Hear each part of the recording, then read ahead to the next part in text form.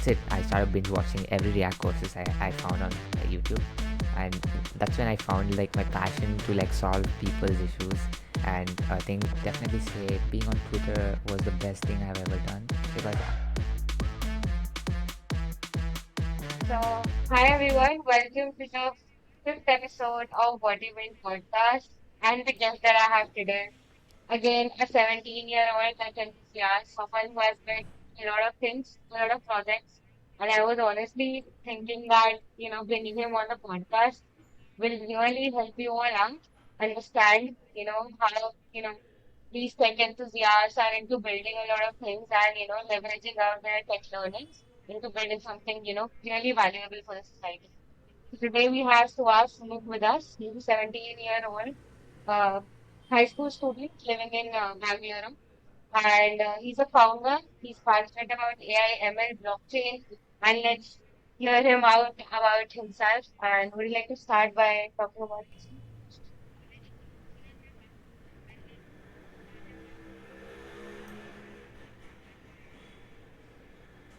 hey, yeah, sure. Thank you for having me here. First of all, it was super interesting and a warm intro given. Yeah, I'm Suhas. I'm currently 17. I'm here in Bangalore. I'm currently in 12th grade, and yeah, I'll be graduating high school like in another 6 months. And also pretty excited about this to getting into tech really early and having a lot of mentors and experience and building projects is what I have been doing so many years, and I really loved it. Yeah, currently I'm working on Leapflow, so it's basically a startup which I'm working on. So it's it's basically AI agents which we have deployed on the platform, which integrates into existing tools, which can be used to automate the work or task you have, like Jira tickets, linear, mail, calendar, CRMs, lead generation, and whatnot, everything else.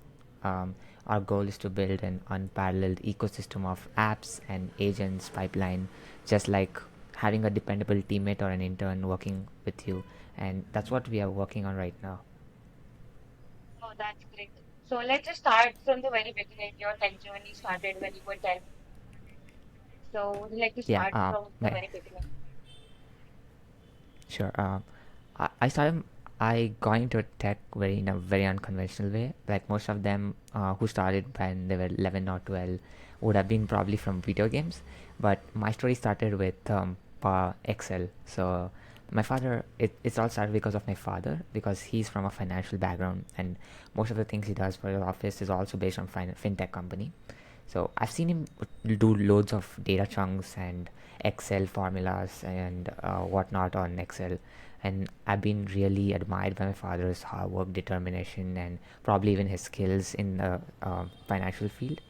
And I was very privileged, and I'm very grateful for my parents to getting me a computer when I was at 6. So pretty much I had my own PC when I was like 6 years old, but the only thing I learned was how to open a computer, go to Google, and type YouTube, and that was the only thing which I learned.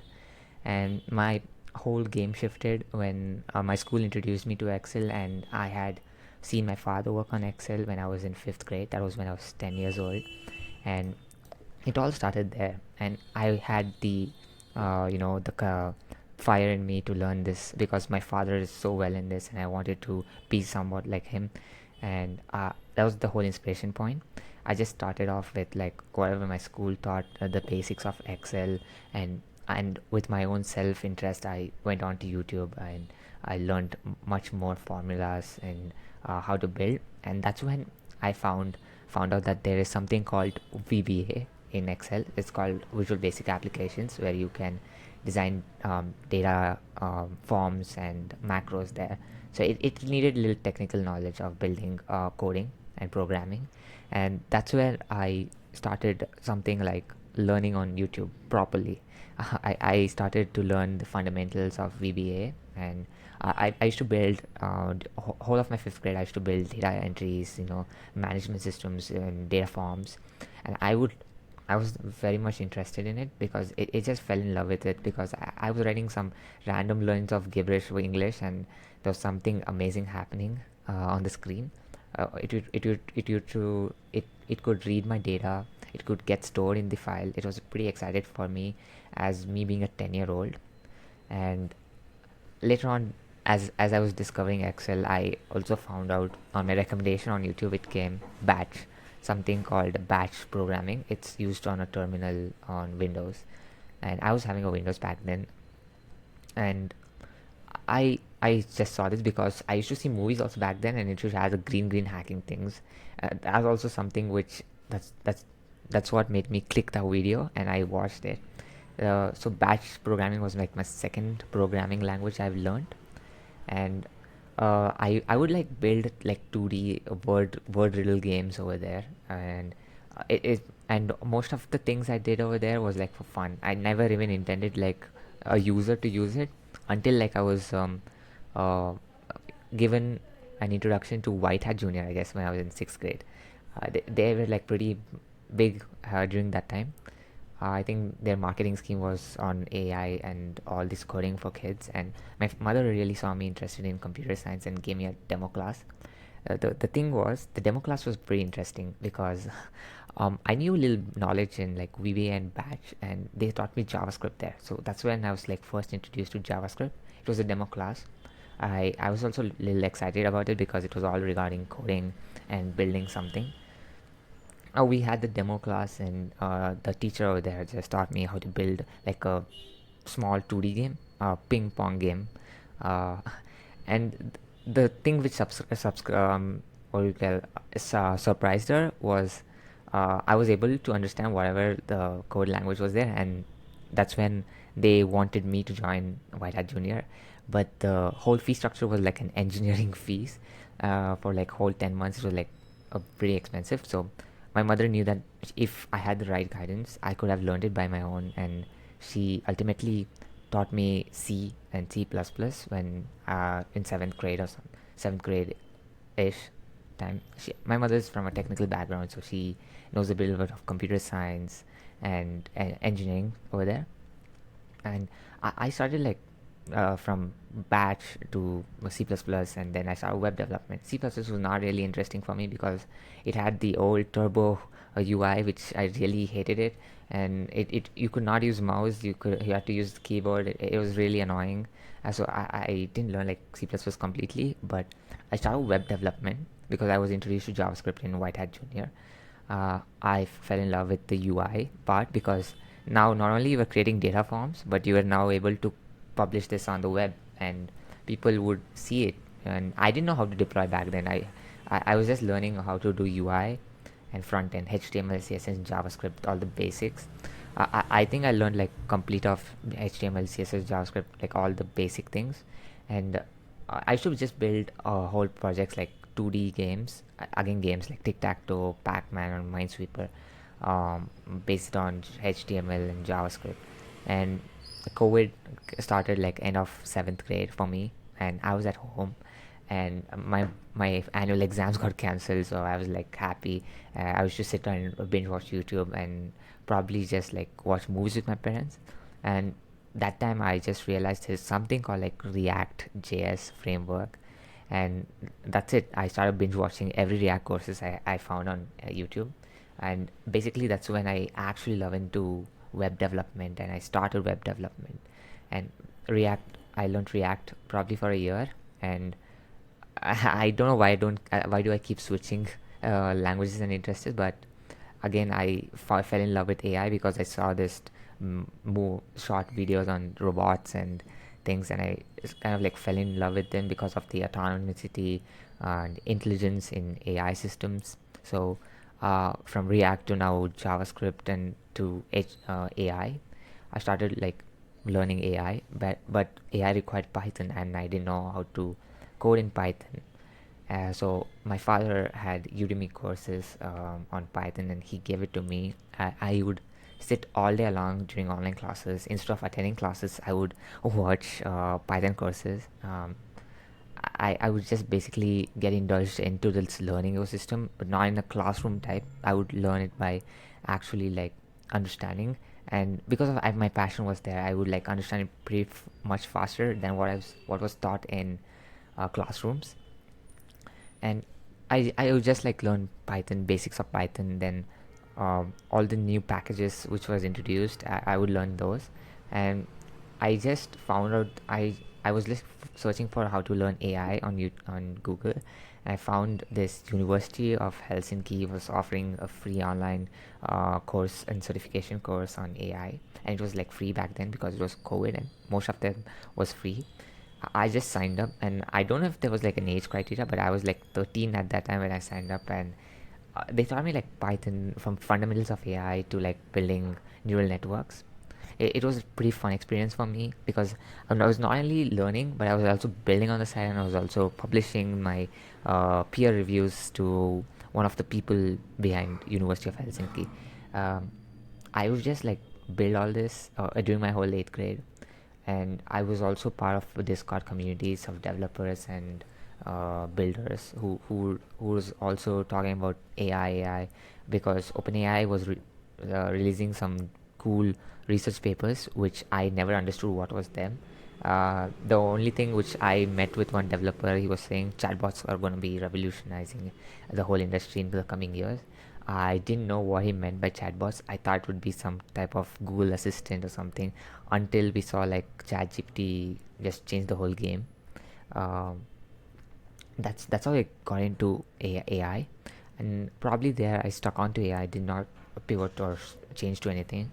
I kept building things in AI, and I started Neurifix. It was a portfolio of projects which I built, and one of the most used product was text to handwriting. And I don't know if my teachers know this, but all my notes in online classes were typed and were converted using this app and submitted to Google Classrooms. So I still got an A grade for that, and they were pretty surprised to have a good handwriting back then. So that this was the sus feeling they had, and I would just build something which I was facing everyday problems and something which would solve for my use, personal use. Even if it was like for saving 10 minutes or 20 minutes, I would just build something, and I just got interested in building like this. I kept on building portfolio of projects in AI. You know, text to handwriting was done. I built Open Agri. It was an open source agriculture disease detection using AI. It's Then I built asteroid detector based on NASA's API, and all of them were published under the name Neurifix, and it gained pretty good traction. I had like 300 plus users just from Discord communities, and at peak the handwriting to text to handwriting had like 2000 users, and that's when I found like my passion to like solve people's issues and things which really I love doing, because not only I was like doing something meaningful for others people, but also now they were using something which I built, which gave me the motivation to build more more things. And basically I started off from there. I would continue build Discord bots and AI projects, open source them, um, open vision, computer vision, hand detection, whatnot. You can say it's all I built all of them, and then I got into like a member of technical people who introduced me to saying, uh, I think you have a good portfolio and think you should try to do some internship because it'll have some good effect on your career and some experience. So I just gave it a shot. I actually didn't apply to any of the internships. My uncle was in the US and he was coming to India, and I was also like not really much expecting. I think he would come to India and would go back because he keeps coming once in 2 years or 6 months or something like that. And he came and he got to know I was doing like coding and web development, AI and stuff. So he works at this company called Sona LLC. It's a company based in Minneapolis in the United States. And he asked me to build a demo UI page for a client, and I pretty much did it in like a week, and he was like really happy with the outcome, and he told to do it, and he gave me an offer to do an internship under him, and I was like pretty excited because I was going to do internship, but it just fell into my hand, and I was like really grateful for him, and I got the actual experiences for with working with teams, from going from small design prototype to building them to production level designs, and getting my app live in front of like thousands of people now, not only on like simple Replit URL, but now on a .com URL, which was like pretty exciting for me. I continued to do my internship there, and for a year and so I just kept building with them, along with my side projects that which I had some idea. But the problem is I don't stay consistency with my side projects. One month I think I'll build something, and the next month I have some idea and I just abandon that side project and start building it. So the consistency was not there in me. But I had a pretty good time at my internship, and I think like a year back I attended the hacker houses, which happened in Bangalore, and it was hosted by a team of a blockchain company called Solana and Super Team DAO. It's another crypto based community, a close knit community for crypto developers and designers. So my friend Keshav introduced me and to this hacker houses. So I just applied it because it was like close by to my home and I could just go there. I didn't expect anything much. It was a 4 day event. I got the tickets. I went there, and to my surprise, half of the people there were like really crazy. I've seen them like build apps from like zero to like zero to one in like 4 days, and it was really astonishing because I've like built for like a week or so, but they just left all night. They went all nighters and built something which was gonna be pitched on the stage, and over there I met a lot of folks from Super Team. I met a lot of folks from the foundation. I started talking to them. I learned more about blockchain, and yeah, side by side I started working on Rust, Rust language, and I got in touch with a lot of members there, and the whole half of Twitter was I think there, so which also helped me like network with a lot of people there.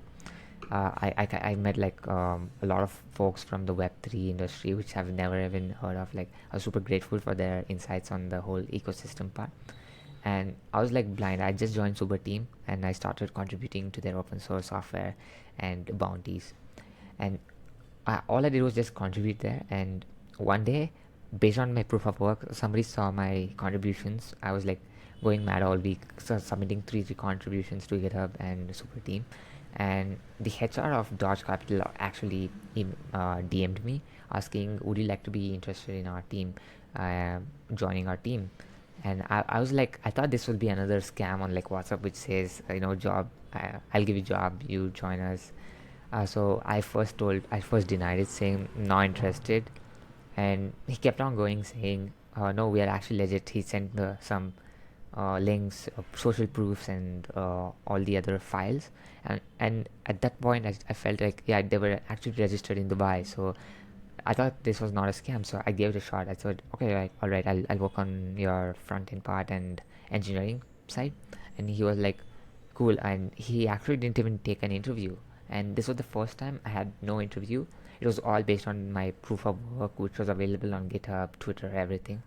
And I just got in and I just had the meeting in like 3 days with the team. And they were pretty excited to have me there, and I was pretty excited too to meet a lot of folks which were from the industry who have been working from the past 5 years, 6 years, and have actually built this. That's when I actually started to realize that something called proof of work is pretty, gives you a value on the internet, which puts you front in front of many people. And I continued to work there on FOMO staking, Water Live, NFT marketplaces for the past 7 8 months. And before and uh, during the time of my internship at DC, I saw my product manager do a lot of Jira and ticket submissions out there every night on a stand-up call. I would see him every day do the manual tasks. I like updating each member, sending out emails, updating Trello board, Jira tickets, and that's when I thought like when everything is getting revolutionized on chat interfaces, why wasn't there a product which could just integrate a product like a tool, and based on a prompt it could do the task for you, like basically deploying agents or workers onto the cloud. And that's when like I had this idea, and I just um, you know I had this idea in my mind but did not execute for a month. Then coming close by May, April of this year, I just DM'd Dravya, and we both were actually pretty interested in building this something like this which could impact a huge scale of PMs and founders. but unfortunately Dravya had to move side by side because he had a lot of work on his side projects and his universities. His internship at Cloudflare had just begun, so he could not have another space on his plate to work on Leapflow. So, and for me, fortunate enough, I found Nexel, and I had been known for like past a year. I knew him from Twitter and Discord. He's pretty good crack dev we have on board. He loves to ship products. He's notably known in the open source community, and he had the same issue, and he was passionate about building something like this to impact a lot of people. And we just started on building, getting a design prototype for this, and uh, we actually came up with the first UI and we showed it to some people, and we actually found some PM product market there. A lot of people showed, yeah, this would like be interesting. We would like to use this, and that's where we started Leapflow, and now we are working on building the product to get it out to the beta users now. Currently, we're on the wait list, but as soon as we have an MVP ready, we'll be shipping it to the beta members on our wait list, and we're pretty excited about the product itself. And the whole team is consisting of developers and designers who have previously worked on a project or have already built some agency or startup before. That's great. Actually, you pretty much summed up everything in your, start journey and told everything that was associated with you. I had a lot of content in between, but I just could not stop you in between because I was just loving the journey that you were, just saying everything. Also, one thing that you said that every person's step journey starts from video games. I love how your journey started from Excel because that's a very different path. Not everybody has that. Everybody's journey, at least the people I know, their journey starts from the video games and everything. And that's really, interesting thing. And apart from that, you said Herbert was in seventh grade. Was it really seventh grade? You're 17-year-old Yeah. right now, right? Herbert must have been in the ninth grade. I actually started learning coding when I was in seventh grade, but then I actually started building products when I was in like Oh, eighth or ninth because I had plenty of time on my plate because it was COVID and online classes were on. I would hardly even listen to online classes. I would just just binge watch Udemy courses, YouTube courses, and build on site. And one night I would have some idea, I would just build the next morning. And same cases with all the side projects I have. that's great. Um, Apart from that, just a clarity to the audience, the writing tool that I was talking about, it was Neurifix. He's a previously founded startup. It is a platform that uses AI to solve everyday problems. So if you want, you guys can check it out. It's a great place. And apart from that, the DC internship that I was talking about, he had an internship at Doge Capital, and he has probably shared the journey how he cracked that, and he has worked over there, and all the experience that he has had. I mean, it's such an inspiring and the fun journey that you have had, fun that you have had in tech that has led you into building stuff is really crazy to see.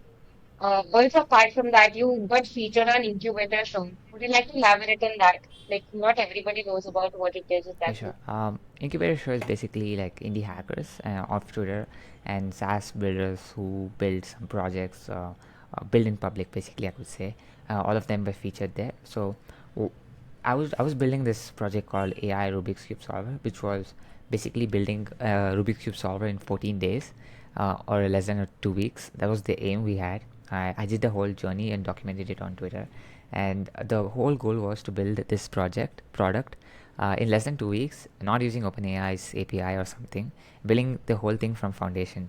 And it was just 2 weeks, so I had a lot of things. I just started with like a base design for um, Rubik's Cube.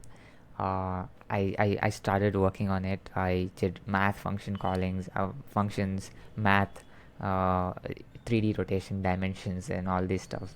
I think it was like a hell of maths the whole 2 weeks, and with all the codes we built, and it was all documented on Twitter. So one of the SaaS founder, Keon, invited me for their incubator show and asked me to pitch it to the audience, and that's how I was featured there. Oh, that's great.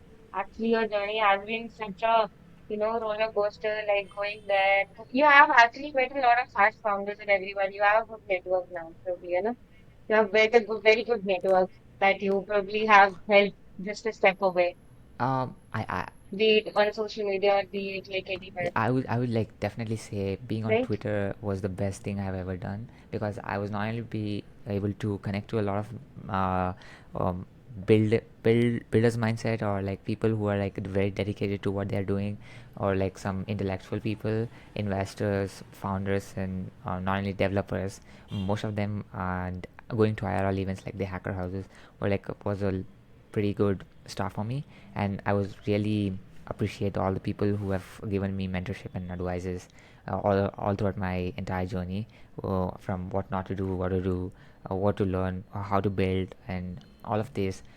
And not only like Twitter, but also like LinkedIn, even like Discord communities, and I would like really have like the close knit community people who have the same drive to build have the same drive like you to accomplish something, have a goal, and that changes the whole game when you have some people who motivates you to continue to do.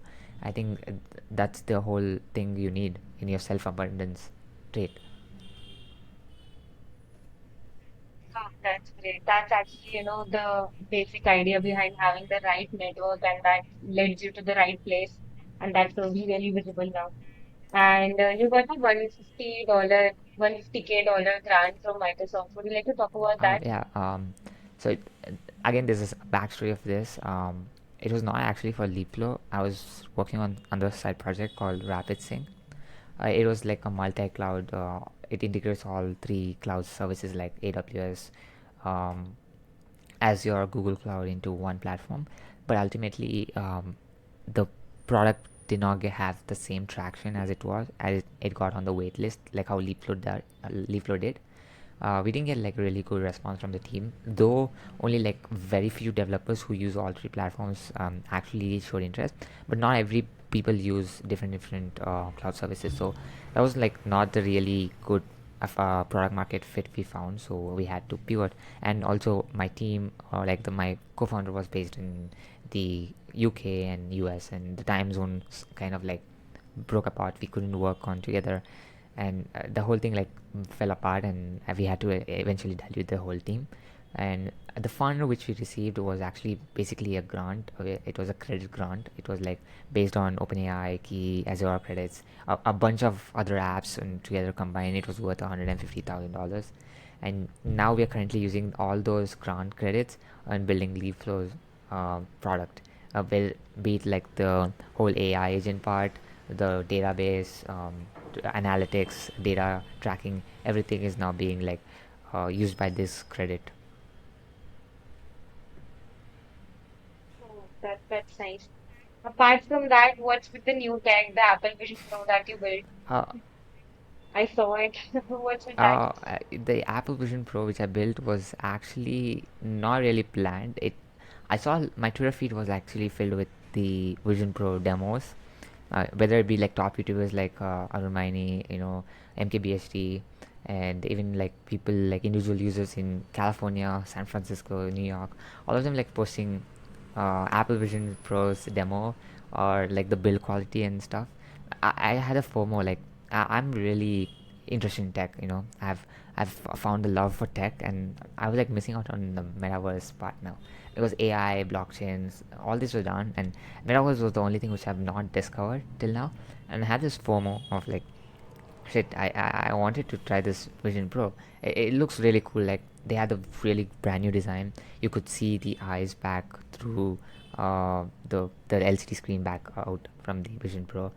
All this new tech was like really great. The sensors, everything. So I had the snorkeling glasses at home, and I just like thought like, why don't we build this? And by the way, my father gifted this for my Diwali, so I had like protection on my eyes. So I had this until the next Diwali. I'm sure like I won't be using this, so I kind of like took the snorkeling glasses, um, stuck an webcam, which has like good vision capturing, which can detect my hand pretty fast even if I move.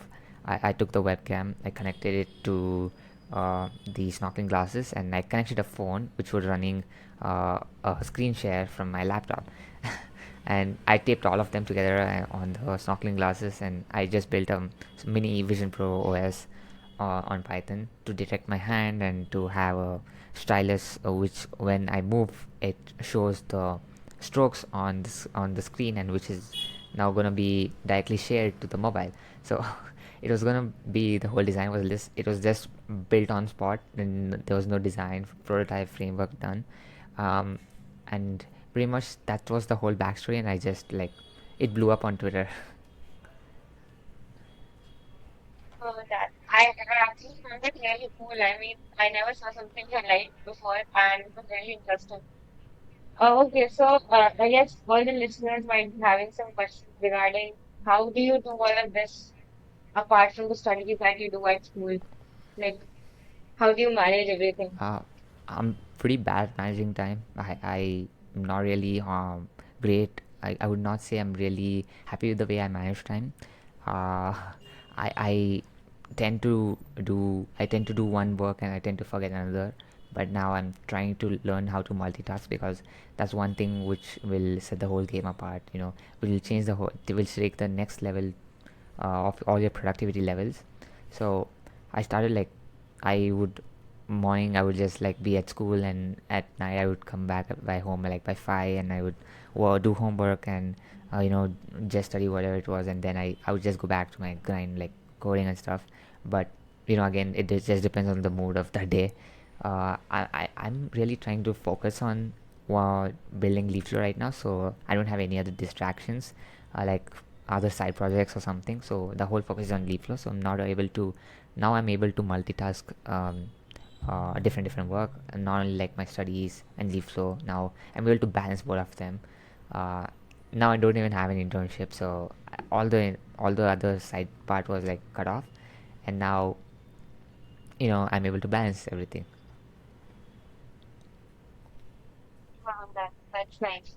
Uh, Apart from that, I would really like to just sum up the conversation because it got really long, and I guess people would have really got value from everything.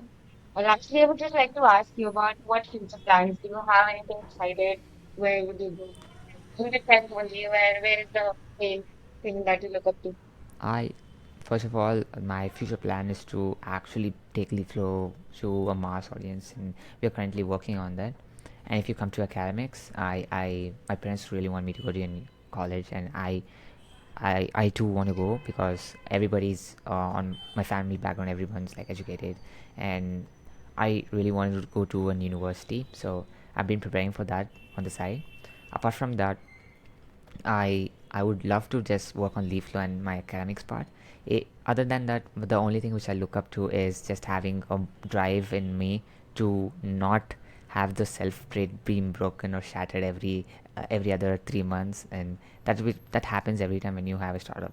It just shatters every 3 months, and you just get back and work. Now I just have to cope up with it and have to just have a long run on Leapflow. That's the whole vision we have for now.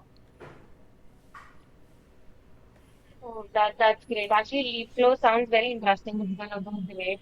And the way you have had the determination that everybody sees in you, it's really gonna do good. And I guess everything was we pretty much summed up everything about you, and the listeners were able to get something fruitful for themselves out of this conversation. And thank you so much for coming. I mean, sharing your journey, the startup, and everything that you have been doing, everything that has been going on. The network, the main, highlight of this conversation was get the right network and the right things will get built into it. So that was a great conversation. Thank you so much for coming. It really means a lot. And thank you for giving the time. And all the best for Leaf Flow. It's going to do really great. And I wish you all the best for Thank you for having me on your podcast. it. Thank you to the audience for listening. I hope, I mean, it's very clear it was really valuable for you. Those 30 minutes are going to really add value in a way that you can get some inspiration as to how he started. You can, if you want to start your tech journey, it's going to be helpful for you as to how he found folks, the network that he made, and everything. And probably that's clear now that every tech enthusiast gets into building. somewhere or the other, and they have their mind inclined to that. And it's really inspirational to have conversation with folks like these, because they really seem passionate about tech. And I mean, seeing that passion in tech really, excites me at a stage where I feel that, the tech landscape, at least of India, is gonna go to a different level. If they think about building in India, that's the case. And yes, thank you so much for listening, and to keep learning in the future, keep tuning in for Wdym podcast.